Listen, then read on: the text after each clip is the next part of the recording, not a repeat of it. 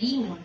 Gani, dapat isuklog ninyo ang pagkamaluluyon, ang pagkamaayo, ang pagkamapainupuson, ang pagkalulo, kag ang mapinasidsyahon. Magpinaumuray kamo, kag magpinatawaray kamo. Kung may aligot-got kamo sa isa kag isa, dapat magpinatawaray kamo subong nga ang Ginoo nagpatawad sa inyo. Kag sa sinitanan, idugang ang gugma nga nagahupong sa tanan sa himpit nga paghiusa. Kag ang paghidait nga ginhatag ni Kristo magagahom sa inyong mga tagipusoon. Kaysa sini nga paghidait, gintawag kamo sang Dios sing tingog, agud mangin isa ka lawas.